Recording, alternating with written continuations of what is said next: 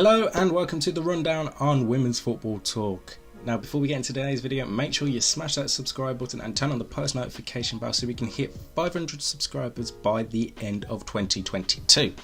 And make sure you're following us on Twitter and on Instagram for all the latest news and stories as and when it happens. So today is a special rundown as we are looking at just the UEFA Champions League matches happening on Thursday and on Friday of this week, as league action has finished in most of the European leagues for the Christmas break and won't be back until 2023. But don't worry, we still have videos to talk about.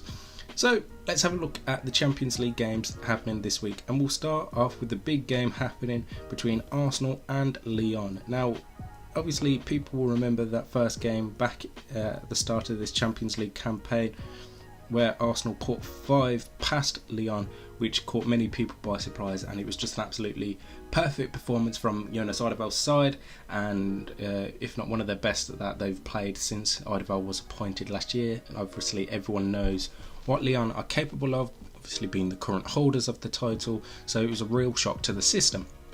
Now heading into this game this week, obviously Arsenal managed to put 4 past Aston Villa on Sunday, whilst Lyon lost to PSG 1-0, so that caused a bit of shock amongst the French team, and obviously a lot of the media wasn't expecting that result considering Lyon were at home and they had such an outstanding home record.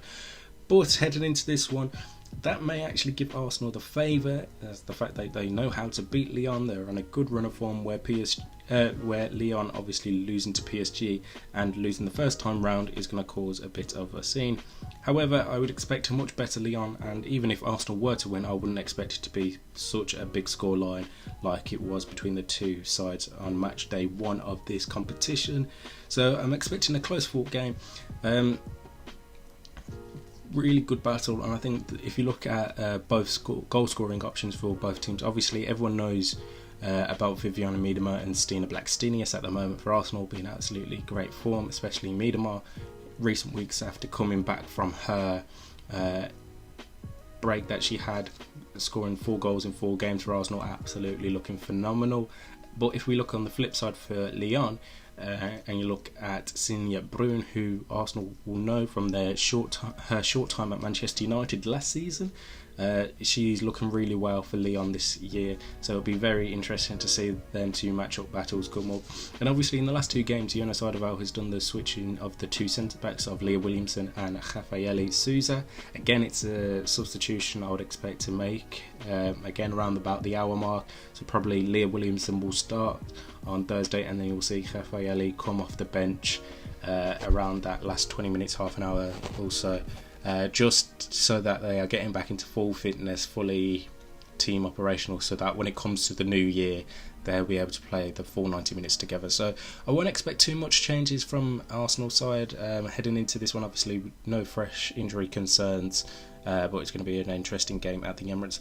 The other game in that group sees Juventus take on FC Zurich. Now Gio Montemurro's side have slipped down to 3rd place following defeat last time out to Arsenal last week, so they'll be wanting the result to go their way in that later game, because they do play earlier on in the evening on Thursday at 5:45 GMT against FC Zurich, so they know realistically a win and they'd go back above Lyon and give themselves a really good chance of qualifying, as there is just the 1 game week left after this week, so it would be favouring their hands, and they'll obviously be hoping that Arsenal get a draw or beat Lyon for that.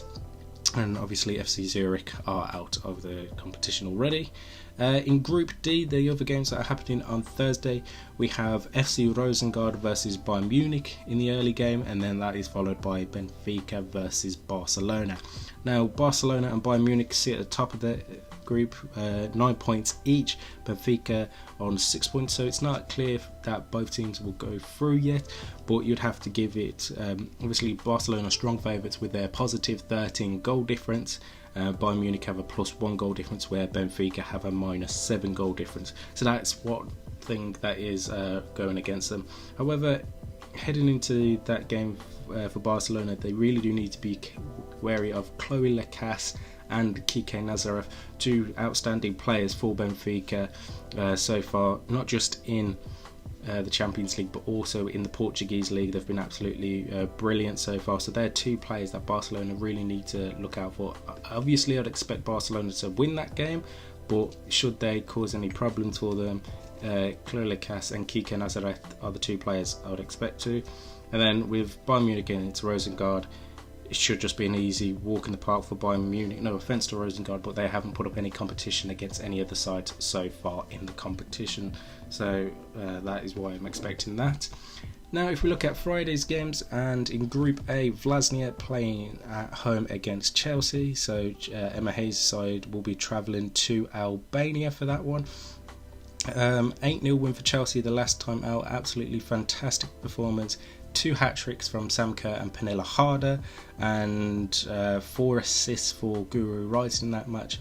I wouldn't expect maybe such a heavy scoreline. I'd still expect like 3-4-0 in this one, and probably some changes for Emma Hayes' side. Obviously, they won't be with Pernilla Harder in this match because obviously she's still injured.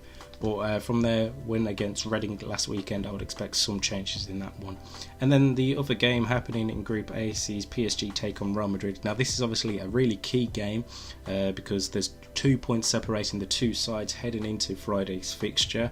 PSG are on 7 points with a goal difference of +8, whilst Real Madrid are on 5 points with a goal difference of 0. So, Real Madrid really need to have that victory this week and hope that when it comes to the final week of games that they are in the upper-handed seat in terms of points when it comes to playing their final game next week. And then into Group B, we have AS Roma versus St. Polten is the early game. AS Roma are in second place. They sit 3 points ahead of St. Polten, who are on 4 points, but it's the goal difference that doesn't work in the favour of St. Polten, where they're on -4 and AS Roma are on 0. And then the other game sees Wolfsburg take on Slavia Prague. Wolfsburg obviously last week confirmed that they were the first team to progress to the knockout stages of this season's competition. So 2 more game days starting on Thursday and Friday, and then next week we'll all have the conclusion of the Champions League, where we'll find out who will be progressing and who will be out.